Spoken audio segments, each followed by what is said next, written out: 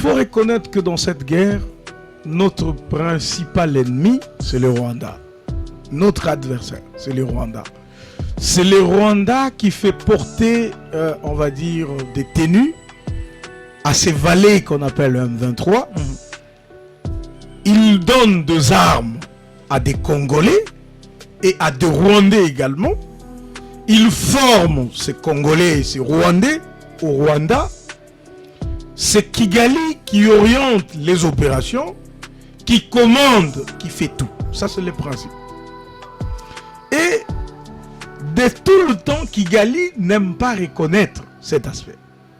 Et nous, d'abord, on avait, parce que vous savez que c'est une guerre qui ne commence pas aujourd'hui, on va remonter aux opérations turquoises, on ne va pas rappeler l'hypothèse de 1994 jusqu'au L'opération turquoise, c'était au Rwanda, dans le Bien génocide. sûr, c'est dès l'opération turquoise qu'il y a eu un afflux important des soi-disant réfugiés rwandais qui sont entrés en RDC, plus de 3 millions, avec armes et munitions. Donc, j'essaie de vous faire voir que le problème ne commence pas aujourd'hui. Le problème, il commence de bien longtemps. Et on a vécu ces calvaires depuis ces années-là jusqu'à aujourd'hui. Alors, il est question de voir quelles sont les politiques publiques qu'on met en place pour arrêter cette hémorragie qui a déjà causé la perte de plus de 10 millions de morts, 10 millions de Congolais qui sont perdus dans cette aventure. Alors, nous faisons deux démarches. Une démarche qui est diplomatique, c'est ce que vous venez de rappeler tout à l'heure, je vais y aller. Et une autre démarche, nous lançons des offensives contre ces criminels, on va dire, contre ces terroristes. C'est beaucoup plus la contre-offensive plutôt que des offensives. Ben non, mais il y a beaucoup d'opérations qui ont été lancées par les FARDC. Il faut reconnaître que c'est une guerre dans laquelle l'ONU a reconnu qu'elle n'est pas capable de se battre contre le M23. S'il vous plaît, c'est important. Ouais. L'ONU, ça veut dire qu'il y a les États-Unis d'Amérique, il y a la France, il y a l'Angleterre. Tous ces pays connus que tu connais, c'est ça l'ONU.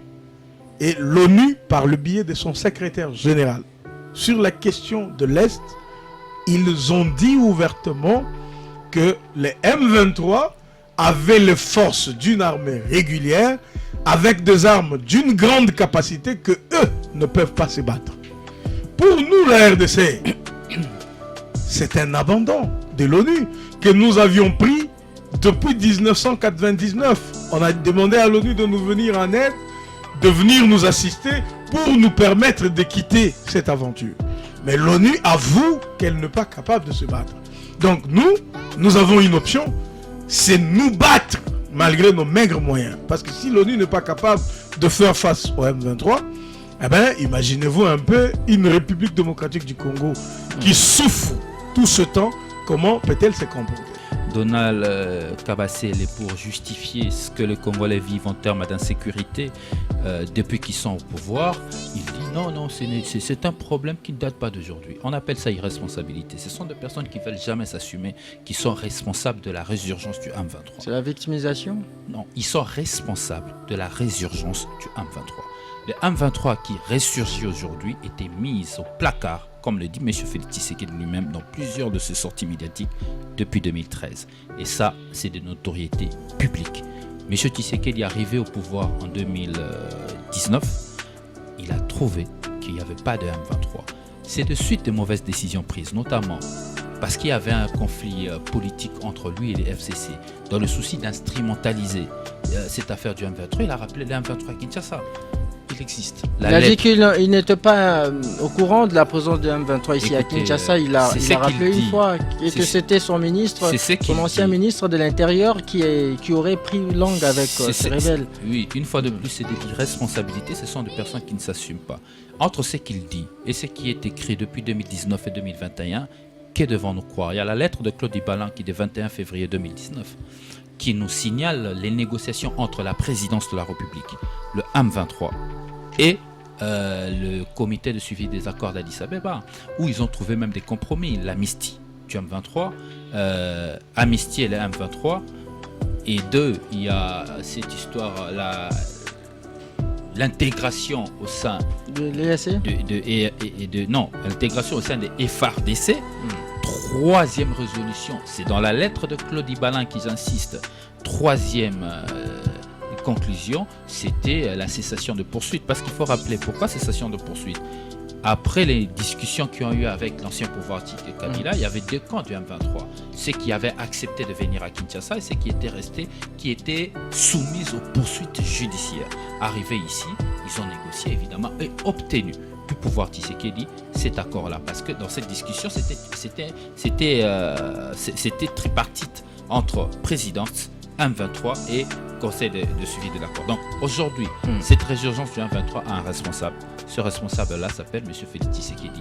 La désolation que notre peuple vit à l'Est, il y a un responsable. Ce responsable-là s'appelle M. Félix Tshisekedi. Il ne faudrait pas l'extirper parce que dans ce pays, on est habitué généralement, il y a de faits, mais personne ne porte la responsabilité. On a perdu 57 millions avec les 100 jours. On a perdu l'argent de forage. Personne n'est toujours responsable. C'est le cas aussi avec cette situation. Personne ne sera responsable. Non, nous disons, il y a un responsable. Il s'appelle M. Félix Tshisekedi qui a pris de mauvaises décisions et qui est aujourd'hui nommé en débâcle. Parlons trêve. Il s'agit en fait d'une situation humanitaire. L'ouverture pour les agents humanitaires d'atteindre des zones de conflit. Nous, l'envol, nous trouvons quand même que c'est important pour notre peuple qui vit dans des situations difficiles, pouvant le permettre de recevoir les humanitaires et soulager sa souffrance. Mais ce n'est pas seulement pour le peuple. Nous sommes contents aussi pour les gouvernements de la République qui peinent de reconquérir des territoires occupés par l'ennemi. C'est quand même le temps pour lui, parce que là, nous avons constaté que, à la différence de ce que Donald Kabassé devait faire croire à l'opinion, que les M23 n'arrivent pas à opérer. Non, ils opèrent et ils évoluent. Que le Congolais n'oublie pas que le président de la République leur avait dit qu'à la moindre escarmouche, qu'il allait tirer sur le Rwanda. C'est tout ce que les Congolais attendent. Les problèmes aujourd'hui, le mal en plus, est que M. Tshisekedi avait instrumentalisé la question sécuritaire à l'Est pour le fin électoraliste, avec des discours de propagande qui aujourd'hui est en train de le rattraper et coffrer sa propre politique. Vous avez suivi votre co-débatteur qui vous rappelle que le gouvernement peine à reconquérir le territoire qui échappe à son contrôle. Et maintenant, comment renverser justement ces rapports de force, Maître Donald? Oui, effectivement, c'est de la peine. C'est de la peine parce que récupérer des territoires autrefois occupés, ça demande des efforts, ça c'est sûr. Et on se bat en tant que des hommes pour le faire. Et à qui profite? S'il vous plaît, et pour ça, il faut féliciter les FARDC. Parce que vous êtes Congolais. Vous devrez être fiers que vos FARDC récupèrent des zones autrefois occupées par l'ennemi. Et on sait que ce n'est pas une aventure. Quand l'ONU qualifie les armes du M23 comme les meilleures armes du monde, et que vous avez une armée qui se bat à peine avec des Kalachnikov, avec des trucs, et qui récupère des localités, il faut applaudir pour cette population. Et moi, je veux bien qu'on assume notre passé. Assumez aussi, vous, en vol. S'il vous plaît, c'est important. Je veux juste dire que les conquêtes de la RDC ne sont pas aussi glorieuses. S'il vous plaît, mon frère, s'il vous plaît. Quand la RDC fait des conquêtes, vous n'en parlez presque pas. Et j'ai comme l'impression que même vous, journalistes, on en parle. Vous êtes nous en parlons. De ce qui se fait. Nous en parlons. S'il vous plaît. Allez-y. C'est très important. Est-ce que c'est vrai ou faux que Délice et Sanga s'est à un certain moment comporté comme le M23? Vrai. Aujourd'hui, Nanga prend des armes contre son propre pays. Vrai ou faux? Vrai. Nous avons des jeunes qui ont milité avec nous, qui prennent des armes contre leur propre pays. Vrai ou faux? À ce moment-là, vous ne pensez pas à cette population? Vous ne pensez pas à ces femmes qui vont perdre de vue? Vous ne pensez pas à ces parents? Vous ne pensez pas à tout ça? Quand vous quittez la rébellion, vous devenez des donneurs de leçons. Quand vous quittez la rébellion, vous devenez des donneurs de leçons. Je crois que Donald Kabassé a une mémoire très courte. Il oublie vite que son parti l'IDPS a plus d'une fois pactisé avec des groupes rebelles. À l'occasion de l'AST, Etienne Tshisekedi a fait des déplacements personnels jusqu'au Rwanda. Le Rwanda dont tu pointes les doigts aujourd'hui pour la signature de l'accord de l'ASD avec le RCD Goma. Et à cette occasion, il y a eu même des échauffourées à Kisangani où Etienne Tshisekedi à la suite était reçu, comme vous le savez. Et même Valentin Mubake nous fait des révélations, ancien membre de l'UDPS, qu'il a été envoyé à plus d'une année. Laissez-moi finir. Allez-y, je vous protège, je vous sécurise.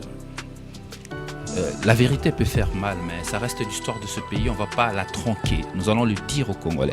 Donc, Valentin Mubake, au cadre de l'IDPS, envoyé en mission pendant plus d'une année au Rwanda, et c'est lui-même qui l'a dit, c'est pas Rodrigue Ramazani qui l'invente, pendant plus d'une année au Rwanda, pour suivre évidemment leurs relations avec les Kagame et consorts. Donc le Kagame qu'il pointe aujourd'hui a pactisé aussi avec eux. Oui, Denis Sassou a fait la lutte armée. C'est des notoriétés publiques. Il a fait la lutte armée. De la même manière avec l'IDPS, Etienne Tshisekedi et consorts. Ils étaient dedans dans cet accord avec des groupes rebelles. Mais ce n'est pas fini. Je crois qu'il y a même une photo qui montre Denis Sassou derrière Etienne Tshisekedi. Denis Sassou, ça je ne sais pas, mais moi je peux vous dire que ce n'est pas tout. Il y a aussi l'AFDEL. L'IDPS a pactisé avec l'AFDEL. Vous vous souviendrez, Mobutu Noma, Etienne Tshisekedi, Premier ministre, parmi ses premiers mois à l'époque où il y avait, je crois en 1997, si 98, l'année m'échappe, le premier mot d'Etienne Tshisekedi dit « J'appelle mon frère Laurent Désiré Kabila. J'ai un poste pour lui dans mon gouvernement. » Donc, ce sont des notoriétés publiques. C'est un groupe qui a toujours fonctionné au bénéfice des rebelles. Donc, ils sont très mal placés aujourd'hui de reprocher ceux qui ont fait la lutte armée et qui nous ont apporté cette nouvelle constitution qui fait aujourd'hui de l'IDPS parti au pouvoir. Donc, les personnes comme c'est ça, il faut les célébrer comme on célèbre Che Guevara ailleurs. Vous avez posé une question très intelligible. Vous demandez à nos frères de l'opposition quelle serait la recette qu'ils ont pour endiguer cette histoire, cette gangrène de l'insécurité. Retenez qu'ils n'en ont pas. Ça, c'est important.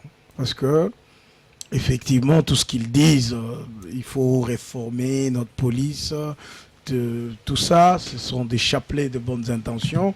On en a déjà entendu parler. Et nous sommes dans des politiques publiques pratiques. Donc, on va dire, on ne part pas dans des théories comme ils le font. Nous gérons la République et nous avons la réalité en face de nous.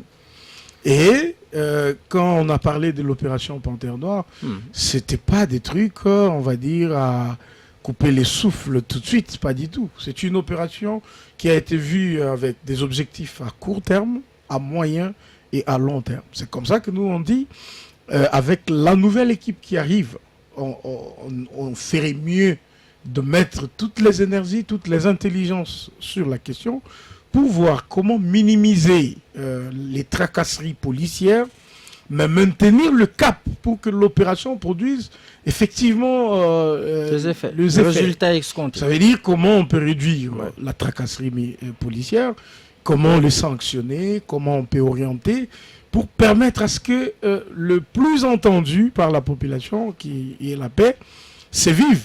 Et ce n'est pas mal de rappeler que l'opération avait été lancée par le ministre Kazadi. Mais nous disons que pendant 7 ans, bien qu'il y avait des déviations policières, mais la présence de ces hommes en uniforme pendant la nuit permettait quand même à réduire les crimes. Au point qu'on n'a pas enregistré de morts comme on venait de les avoir tout à l'heure. Maintenant, on a un procureur tué et tout. Donc, vous comprenez un peu l'essentiel. Alors, on rentre sur la question de l'Est. Il faut reconnaître que dans cette guerre, notre principal ennemi, c'est le Rwanda. Notre adversaire, c'est le Rwanda. C'est le Rwanda qui fait porter, on va dire, des tenues à ces vallées qu'on appelle le M23. Il donne des armes à des Congolais et à des Rwandais également. Il forme ces Congolais et ces Rwandais au Rwanda. C'est Kigali qui oriente les opérations, qui commande, qui fait tout. Ça, c'est le principe. Et de tout le temps, Kigali n'aime pas reconnaître cet aspect. Et nous, d'abord, on avait, parce que vous savez que c'est une guerre qui ne commence pas aujourd'hui, On va remonter aux opérations turquoises. On ne va pas rappeler l'hypothèse de 1994 jusqu'au L'opération turquoise, c'était au Rwanda, dans le Bien génocide. sûr, c'est dès l'opération turquoise qu'il y a eu un afflux important des soi-disant réfugiés rwandais qui sont entrés en RDC, plus de 3 millions, avec armes et munitions. Donc, j'essaie de vous faire voir que le problème ne commence pas aujourd'hui. Le problème, il commence de bien longtemps. Et on a vécu ces calvaires depuis ces années-là jusqu'à aujourd'hui. Alors, il est question de voir quelles sont les politiques publiques qu'on met en place pour arrêter cette hémorragie qui a déjà causé la perte de plus de 10 millions de morts, 10 millions de Congolais qui sont perdus dans cette aventure. Alors, nous faisons deux démarches. Une démarche qui est diplomatique, c'est ce que vous venez de rappeler tout à l'heure, je vais y aller. Et une autre démarche, nous lançons des offensives contre ces criminels. On va dire contre ces terroristes. C'est beaucoup plus la contre-offensive plutôt que des offensives. Ben non, mais il y a beaucoup d'opérations qui ont été lancées par les FARDC. Il faut reconnaître que c'est une guerre dans laquelle l'ONU a reconnu qu'elle n'est pas capable de se battre contre le M23. S'il vous plaît, c'est important. Ouais. L'ONU, ça veut dire qu'il y a les États-Unis d'Amérique, il y a la France, il y a l'Angleterre. Tous ces pays connus que tu connais, c'est ça l'ONU. Et l'ONU, par le biais de son secrétaire général, sur la question de l'Est, ils ont dit ouvertement que les M23 avaient les forces d'une armée régulière avec des armes d'une grande capacité que eux ne peuvent pas se battre. Pour nous, la RDC, c'est un abandon de l'ONU que nous avions pris depuis 1999. On a demandé à l'ONU de nous venir en aide, de venir nous assister pour nous permettre de quitter cette aventure. Mais l'ONU avoue qu'elle n'est pas capable de se battre. Donc nous avons une option, c'est nous battre malgré nos maigres moyens. Parce que si l'ONU n'est pas capable de faire face au M23, eh bien, imaginez-vous un peu une République démocratique du Congo qui souffre tout ce temps, comment peut-elle se comporter? Mais nous avons la grâce d'avoir eu un président qui s'est dit, ok, même avec des couteaux, même avec des machettes, même avec des kalachnikovs, nous allons nous battre pour maintenir l'intégrité de notre pays. Vous allez vous battre, vous projetez, soit vous inscrivez, je parle de vous, parce que vous défendez le pouvoir, vous inscrivez toujours vos actions dans une approche futuriste. Vous dites vous allez, alors qu'il fallait le faire immédiatement, parce que l'urgence impose. Alors revenons à la rencontre d'hier. Vous savez, cette rencontre était pourtant... elle était secrète, mais on a vu le ministre rwandais qui a tout déballé sur la toile. Est-ce que cela vient justement confirmer ce que certains observateurs pensent lorsqu'ils disent que Kinshasa et Kigali ont toujours négocié secrètement? Non, mais écoute, d'autant plus qu'il y a une feuille de route de Luanda qui devrait être respectée. Vous connaissez, ce n'est un secret pour personne que au sommet de Rwanda, on va dire de Luanda, le Rwanda est parti, la RDC aussi, et d'autres voisins, voyez-vous. Et dans ce processus-là, il y a tout un tas on va dire, de résolutions qui avaient été prises sous les auspices de l'Union africaine, on va dire avec toutes les autres organisations du monde qui soutiennent la paix. Et donc, nous sommes inscrits dans ce processus-là que Kagame et le Rwanda ne veulent pas respecter. C'est ça le problème. Donc, si la feuille de route de Luanda avait été bien suivie, respectée par M. Kagame et sa bande, eh ben, on ne serait pas arrivé jusque-là. Donc, cela n'exclut pas, que toujours dans le cadre, parce que nous sommes alliés à beaucoup d'organisations régionales, tout comme sous-régionales, un groupe peut prendre une initiative. La RDC pose des conditions avant de prendre des décisions. C'est tout ce que le Rwanda recherche. Aujourd'hui et actuellement, là, le M23, de tous leurs vœux, ils veulent d'un dialogue. Mais un dialogue qui va leur permettre de rentrer dans le rang des FARDC, de revendiquer de postes politiques et d'avoir des responsabilités. C'est que la RDC refuse. Et la RDC pense qu'avant de parler de tout ça, ils doivent se retirer de toute leur position initiale et jusqu'à l'endroit du cantonnement qui est prévu dans la feuille de route de Luanda. Et donc, quand il y a une rencontre dans ce sens, qui n'est que consultative, parce qu'on a besoin d'écouter la RDC, la RDC ne va pas s'absenter. Quand on a besoin du point de vue de la RDC sur la question de l'Est, la RDC doit être présente. Mais la position de la RDC, elle est connue de tout le monde. Tout le monde connaît ce que c'est la position de la RDC. Et donc, on va dire cette mascarade qu'utilise le Rwanda a toujours publié. On se vit avec... on a décidé ceci, cela. C'est un peu ce que le Rwanda recherche, mais qu'il n'obtient pas. Pourquoi? Parce qu'il y a d'abord des préalables. Donc, en veille de facilitation de l'EAC que Kinshasa a pratiquement... donc Kinshasa se méfie. Non, mais s'il vous plaît, le Rwanda, il faut le reconnaître, jusqu'aujourd'hui, partout, même le M23 eux-mêmes, ils ont besoin de négocier avec nous. Ça, ce n'est un secret pour personne. Merci. Pourquoi ils veulent négocier? Parce qu'avant, je pense que c'est un peu ce que notre population doit retenir. Avant, je parle des épisodes de 2009 par exemple, quand le mouvement du 23 mars est né, eh ben, c'est la RDC qui demandait des négociations. Pourquoi? Parce que la RDC était en position de faiblesse. Parce que les aéroports étaient même pris par les rebelles. Parce que des villes étaient gérées par on va dire, le M23. Et le pouvoir de Kinshasa ne pouvait que négocier. Et donc, aujourd'hui, si les M23 sollicitent des dialogues, c'est parce qu'ils ont vu qu'ils sont face à un pouvoir qui ne transige pas. Un pouvoir qui dit, écoute, faites tout ce que vous voulez, nous allons nous battre avec vous jusqu'à la fin. C'est comme ça qu'ils demandent des négociations. Et donc, toute cette situation, ça c'est pour finir, tu vas passer la parole à mon frère Ramazani. Je pense qu'il te dira que, entre autres, le début de cette guerre, le parti en vol en connaît beaucoup. Parce que le parti en vol, c'est d'ailleurs des gens qui doivent être disposés à nous apporter des solutions à cette guerre. Pourquoi? Parce qu'à un moment donné de la vie politique du parti en vol, ils ont dû prendre des armes pour se comporter de la même manière que le M23. Les alliés de l'UDPS sont également, avaient également pris des armes. Je parle de Jean-Pierre Bemba.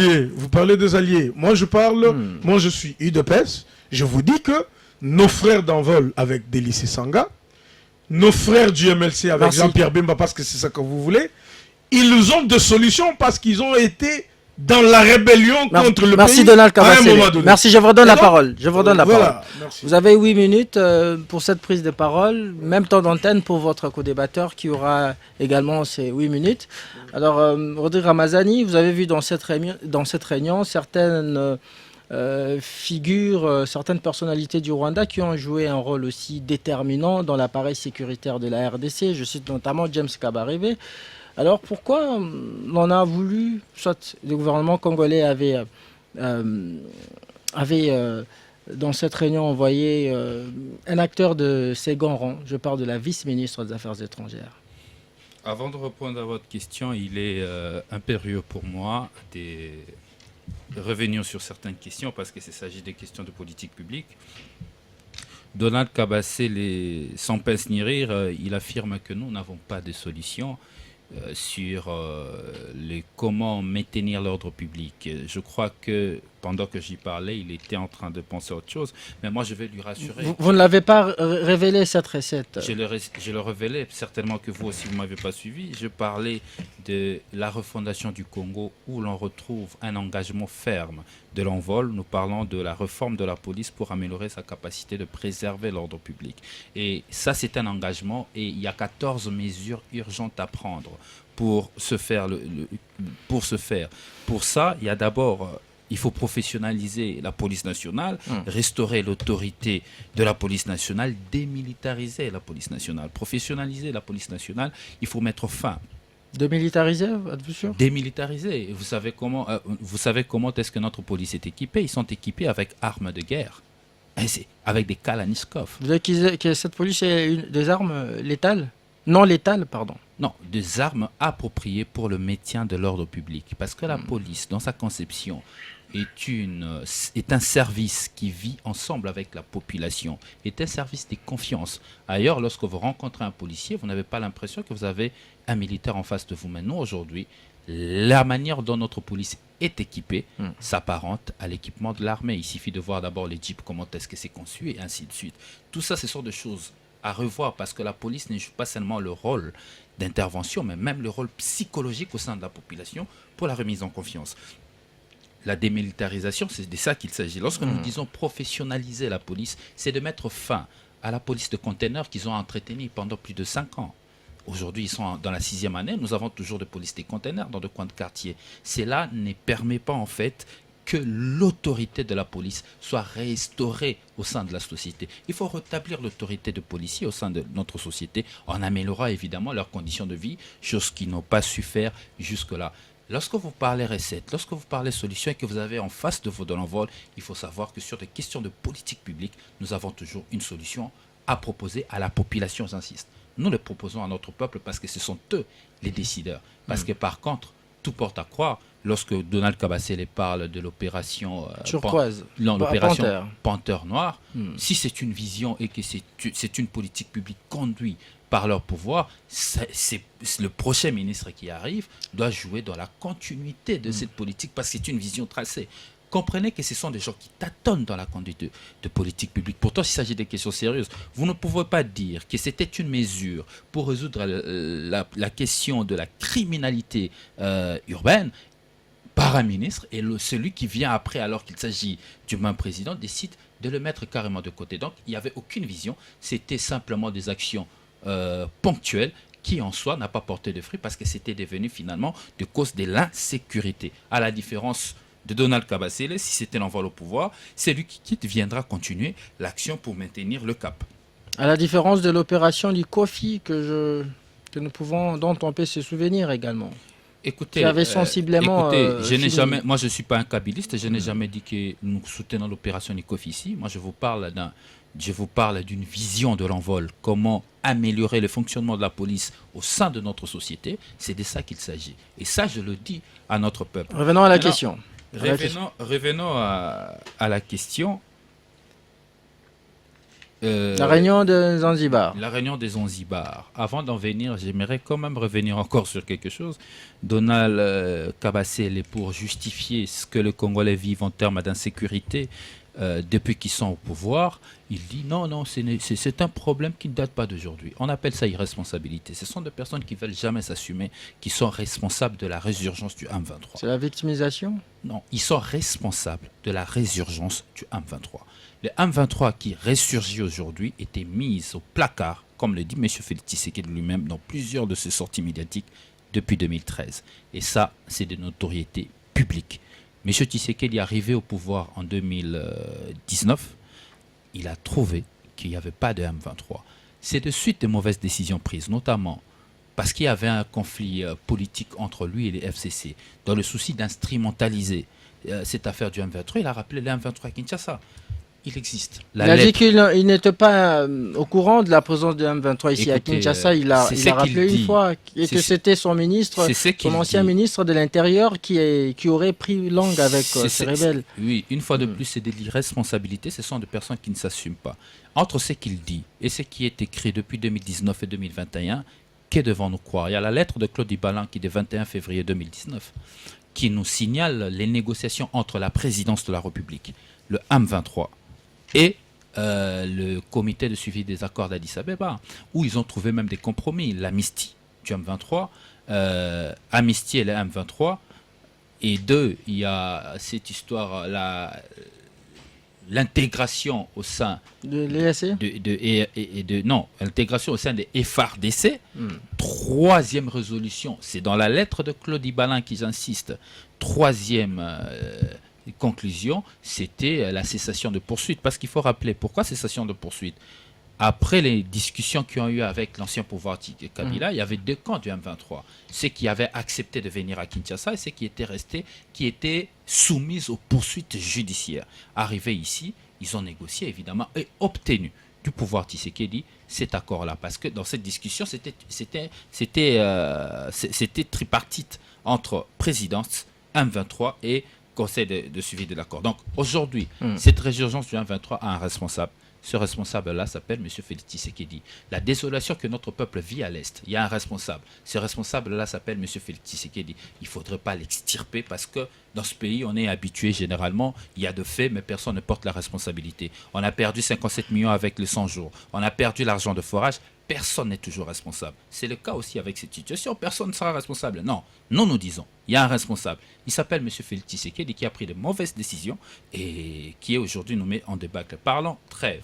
Il s'agit en fait d'une situation humanitaire.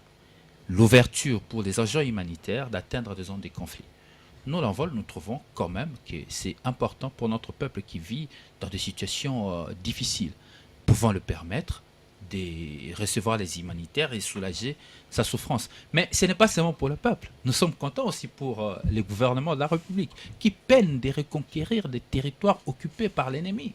C'est quand même le temps pour lui, parce que là, nous avons constaté que, à la différence de ce que Donald Kabase devait faire croire à l'opinion, que les M23 n'arrivent pas à opérer. Non, ils opèrent et ils évoluent. On aurait même appris que cette trêve aurait été violée par le Rwanda sur la ligne de front. C'est condamnable. Si c'est violé, c'est condamnable. Il s'agit d'une situation qu'il faut favoriser pour la population. Le Rwanda, s'il a violé, les M23 le violent ou le gouvernement, c'est condamnable parce que notre population vit quand même dans des situations difficiles. Le problème que nous avons aujourd'hui, c'est l'absence de clarté. C'est l'absence de clarté dans la politique, dans la résolution des conflits. Quelle est la politique mise en place pour résoudre ces conflits? Je dis que cette trêve bénéficie tant à la population, mais aussi au gouvernement congolais, parce que le gouvernement congolais était en train de perdre des territoires et des territoires. Aujourd'hui, ça permet quand même à notre armée de se réorganiser et de se redéployer en vue d'endiguer cette menace. Oui, justement, je veux dire, parce que vous saluez quand même cette initiative, en fait, l'appel de Washington. Alors, j'allais dire, vous savez, la perte, soit la prise de Kanyabayonga a porté un coup dur au gouvernement. Alors pourquoi pas poursuivre avec la contre-offensive telle que décidée à la dernière réunion, au dernier conseil de défense, plutôt que d'accepter ces temps morts. J'insiste, nous trouvons ça bien pour notre peuple. Vous savez, lorsque vous n'avez pas connu la guerre, vous ne connaîtrez jamais la valeur de la paix. Il faut demander à cette population qui vit à Kanyabayonga, poser la question à la population qui vit à Kirumba, posez-leur la question. Ces 2 semaines de trêve aidera cette population à respirer, à vivre dans la paix, dans la quiétude. Pour eux, nous sommes contents. Mais je ne dis pas que cela est une solution que l'on a trouvé au conflit. Parce que la solution à ces conflits, c'est la détermination du gouvernement d'y aller.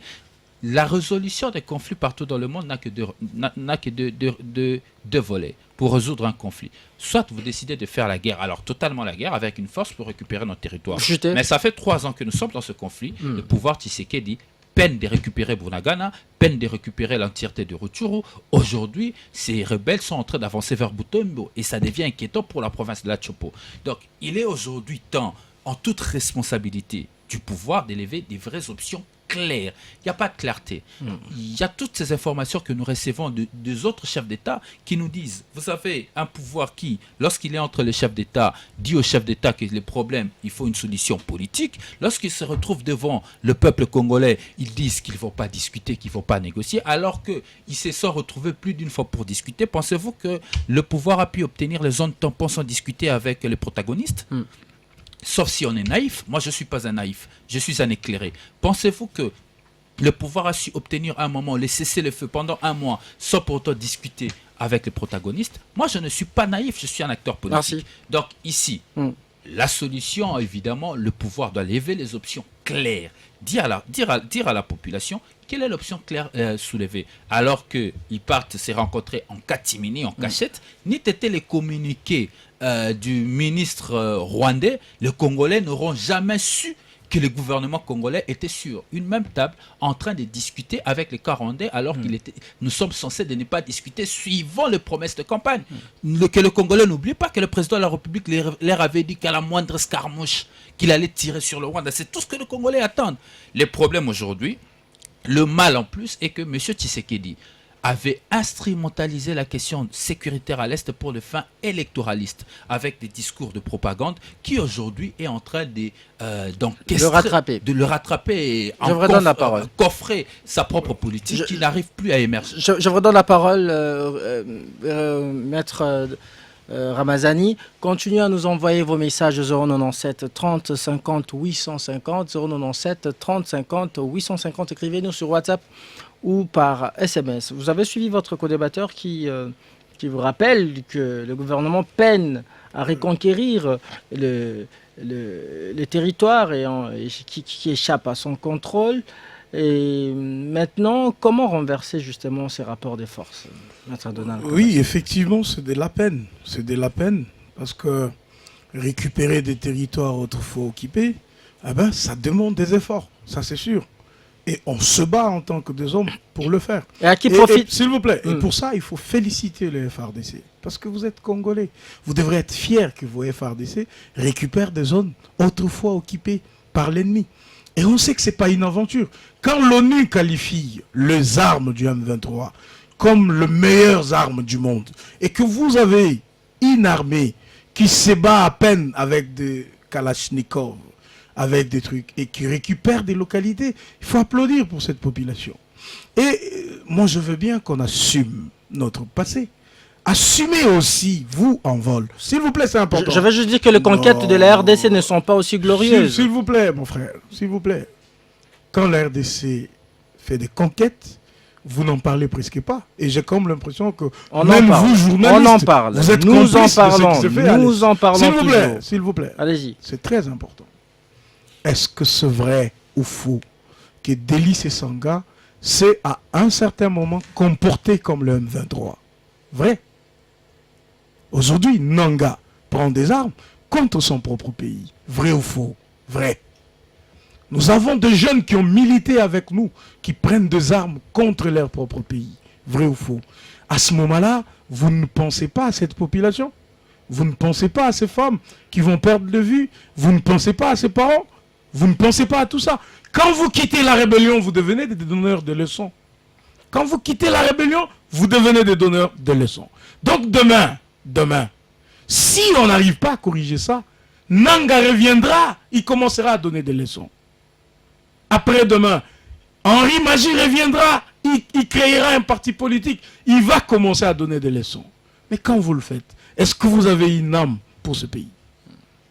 C'est des comportements à décourager. Parce que le M23, on parle du Rwanda. Oui, le Rwanda ne fait pas son crime seul.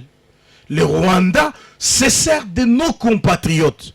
Et nous sommes là à commencer à faire des débats. Pourquoi il n'y a pas la paix à l'Est? Pourquoi vous n'arrivez pas à sécuriser le pays?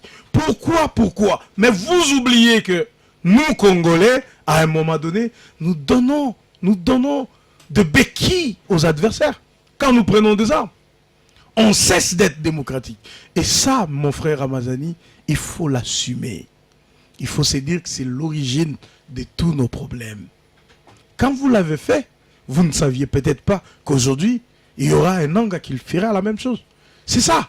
Donc, nous devons d'abord, au-delà de nos divergences, on peut avoir des approches tout à fait différentes, mais tous, nous aimons notre pays. C'est le plus important. La République transcende le clivage. Oui, est-ce que pour la politique, pour des besoins d'accession au pouvoir, pour des questions de manipulation, on doit prendre des armes pour faire souffrir la population?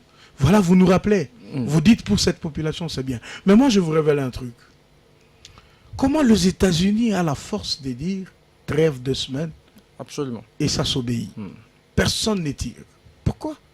Alors, pourquoi les États-Unis ne peuvent pas dire c'est fini avec la guerre? Donc, si ils savent dire trêve de 2 semaines. Tout le monde obéit. Donc ils peuvent aussi dire, c'est fini avec la guerre et la guerre finie. C'est ça notre problème. La RDC ne se bat pas seulement contre le Rwanda. La RDC se bat contre de puissances qui profitent derrière le Rwanda. La RDC se bat contre le multinational qui fabrique des iPhones, qui fabrique des téléphones, qui fabrique des bombes, qui fabrique de fusées, qui fabrique même des armes nucléaires. Et ces gens ne sont pas prêts à laisser la RDC tranquillement. Ils vont utiliser nos compatriotes. Ils vont les armer. Ils vont leur faire voir que c'est Tshisekedi qui est mauvais. Quand on se battait en 97, est-ce qu'il y avait Tshisekedi au pouvoir? Et donc on peut dire que Tshisekedi, c'est les dindons de la farce. Ben, je ne sais pas utiliser votre terme, mais j'essaie de vous faire comprendre que quand ils se sont battus en 97, ok, ce n'était pas contre Tshisekedi, c'était contre Mobutu. Quand on se bat en 98, 99, même en 2000, on dit qu'on s'est battu contre Mosé Laurent Désiré Kabila. Et quand on se bat, pendant que Joseph Kabila était là, on se battait contre Joseph Kabila.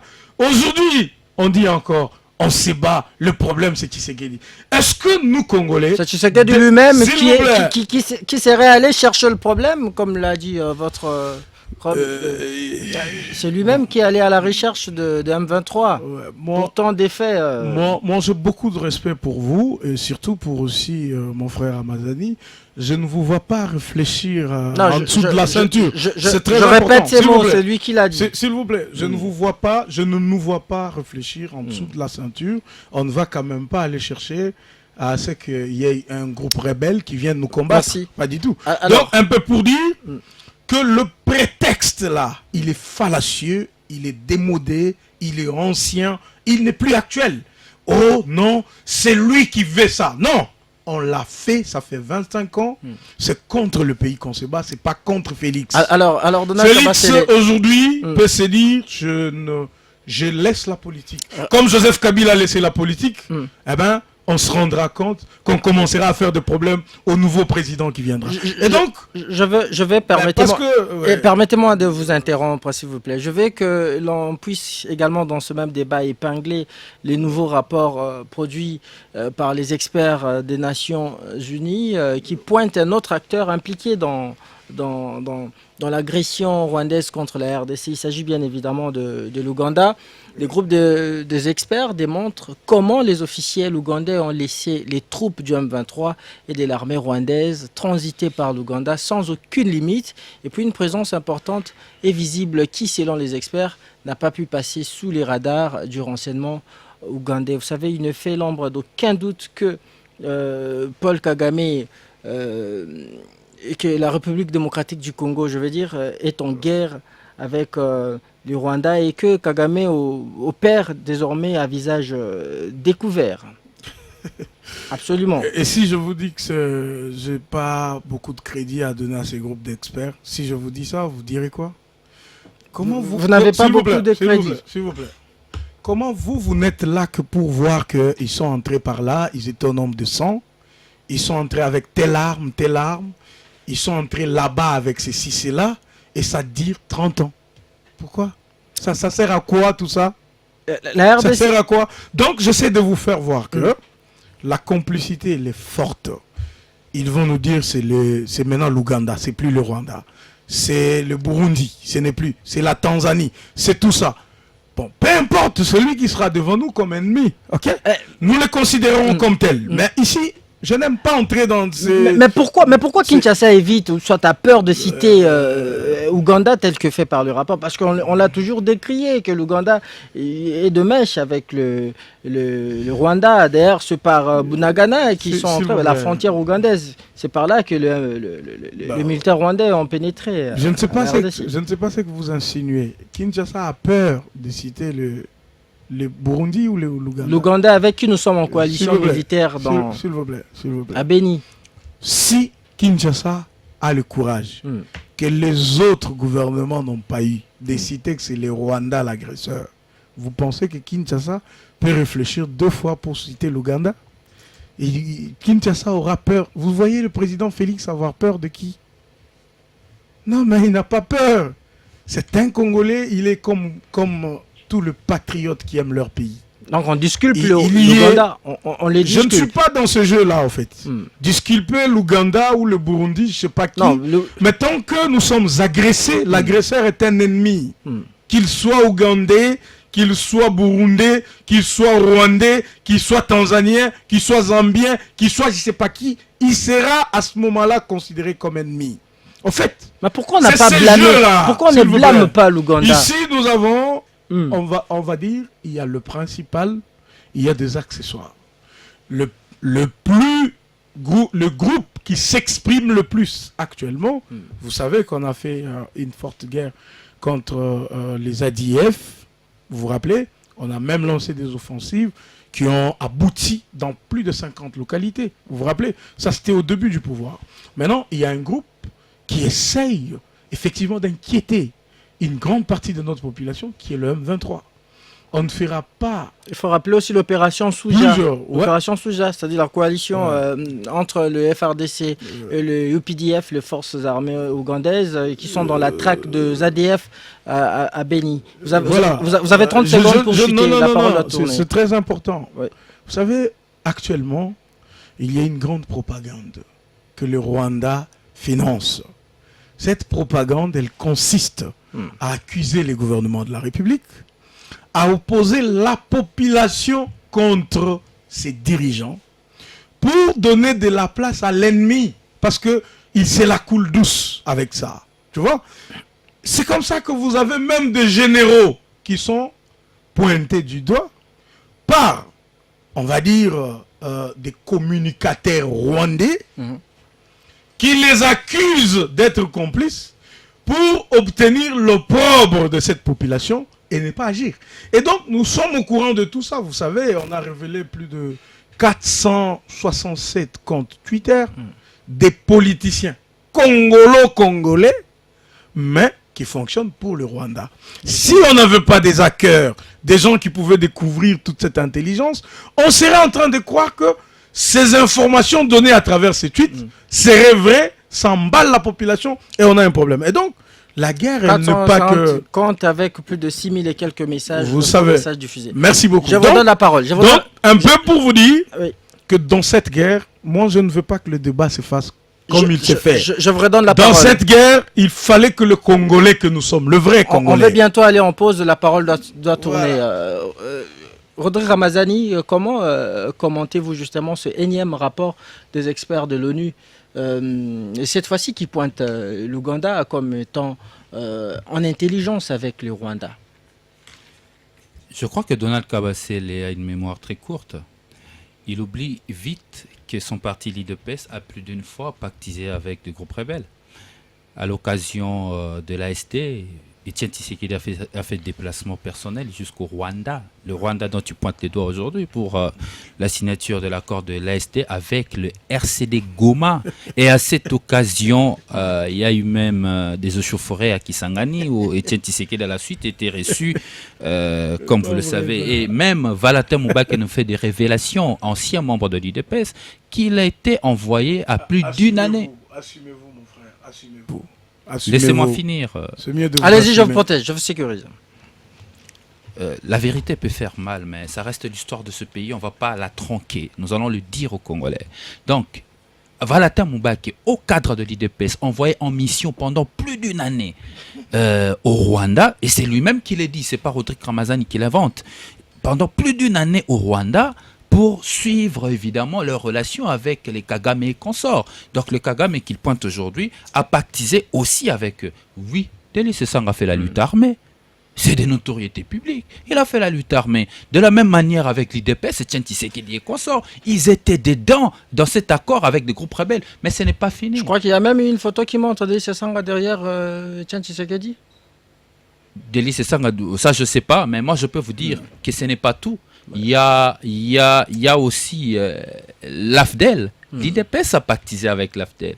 Vous vous souviendrez, Mobutu Noma, Etienne Tshisekedi, Premier ministre, parmi ses premiers mots à l'époque où il y avait, je crois en 1997, si 98 l'année m'échappe, le premier mot d'Etienne Tshisekedi dit « J'appelle mon frère Laurent Désiré Kabila ».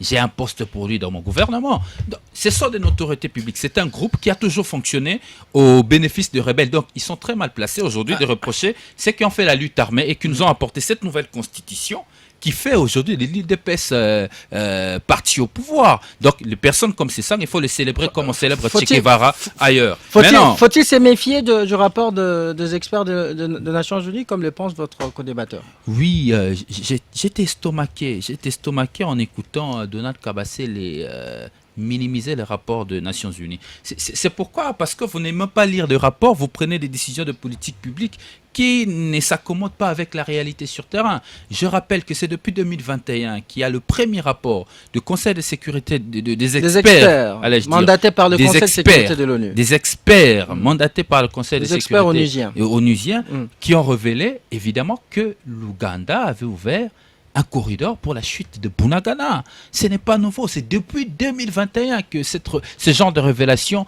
ont été faites. Et quelle était la décision? Le problème aujourd'hui, c'est la naïveté du pouvoir Tshisekedi. Ils sont trop naïfs, trop naïfs.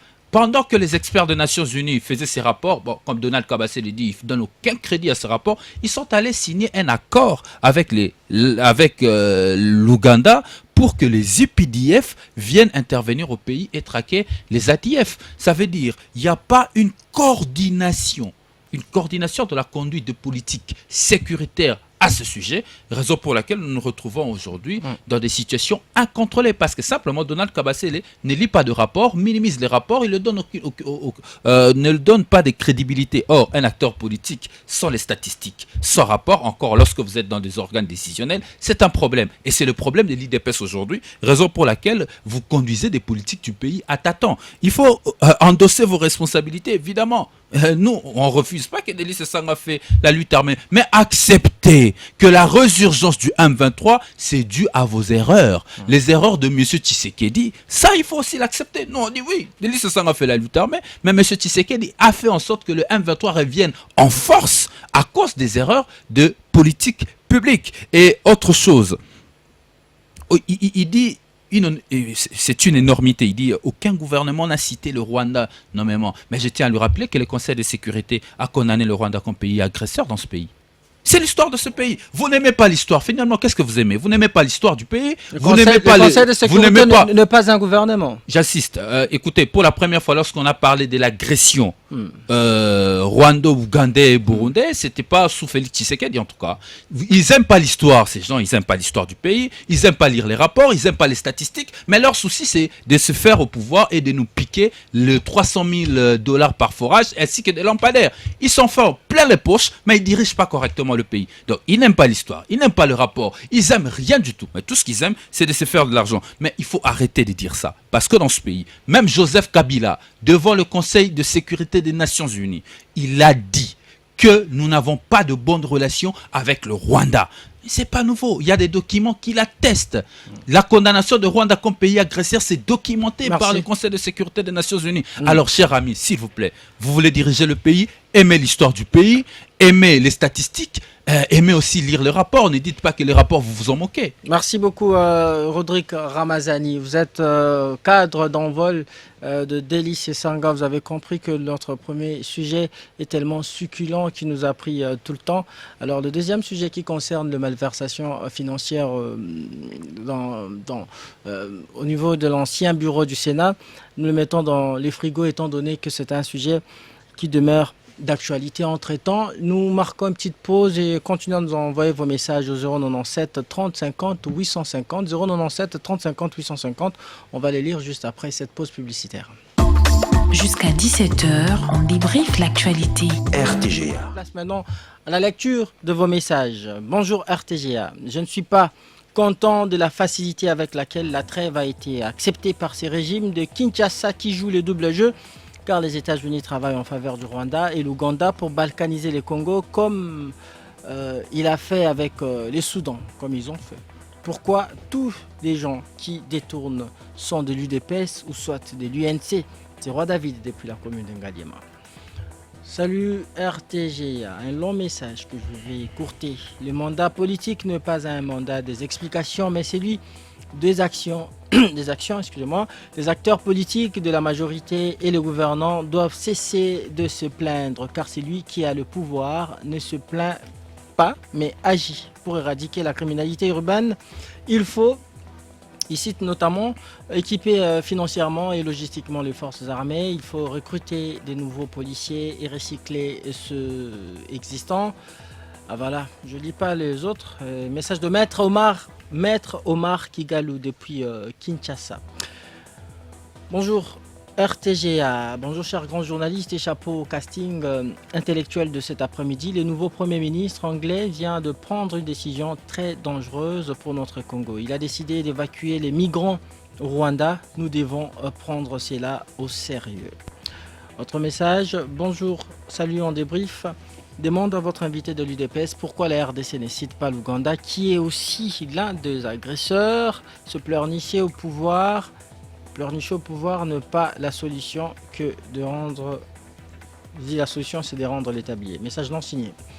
Bonjour, ma radio. Demandez à Maître Donald comment l'UDPS, qui connaissait bien l'histoire de la RDC, pouvait amener Kagame jusqu'à Kinshasa chanter à sa gloire Lupemba, Ayolo Sud. Autre message, bonjour Christian Moses. Ce que je regrette pour nos services de sécurité, je ne sais pas, ils sont mal formés ou bien ils manquent de conscience professionnelle. À la place de nous sécuriser, ils sont là pour nous insécuriser. Message d'Adbambela depuis Kanluka. Autre message, bonjour RTGA, l'UDPS au pouvoir commence à pleurnicher, mais à l'opposition, ils avaient la solution pour finir la guerre. Honte à vous. Bonsoir, ma radio. Dis au monsieur Donald que leur régime a démontré ses limites. Zéro Chile-Gelou, la RDC part à la négociation en position de faiblesse avec des novices au sommet de l'État. De l'autre côté, des hommes aguerris. Ira Chomba, depuis Mangafula. Bonjour RTGA. Un long message comme ça. À l'époque de Kabila, l'UDPS attribuait la recrudescence de l'insécurité à la faiblesse du régime d'un temps. Toutes choses restant égales, par ailleurs, nous pensons que l'insécurité actuelle qui sévit à l'Est pour la cause principale, l'incapacité du régime de Tshisekedi. Un long message de l'égal Ngouvou. En suivant bien Kabassé, les UDPS n'a pas de vision pour la sécurité des Congolais. C'est-à-dire, ils ont échoué à tout. Bobo Ndingambo à Lupen. On va lire les deux derniers messages. Bonsoir, mon émission. Bonjour, en débrief. C'est ingénieur Shekina Maviala. Vraiment une très belle émission. Félicitations pour les castings d'aujourd'hui. La cohérence et pertinence des dires de M. Ramazani m'ont rassuré qu'il y a des jeunes capables d'emmener notre pays au bon port. Une fois au pouvoir, pourrez-vous m'envoyer son numéro de téléphone? Un auditeur qui demande votre numéro. Bonjour RTGA, quel ami de l'Union sacrée sache que peuple n'est pas dupe, le pouvoir vante la levée de l'embargo, l'achat des avions, la guerre, l'augmentation du budget des défenses. Voilà qui met un terme en débrief de ce lundi 8 juillet 2024. Une petite minute. Ouais. Je voulais qu'il soit retenu que le porte-parole de Envol a reconnu que Délice Sanga a été rebelle au même titre que Nanga aujourd'hui. Au même titre que Etienne Tshisekedi. Etienne Tshisekedi a signé un accord à Kigali. Vous n'avez plus la parole. L'émission est terminée. L'émission est terminée. Alors, le Sanga, jusqu'à 17h, on débriefe l'actualité. RTGA.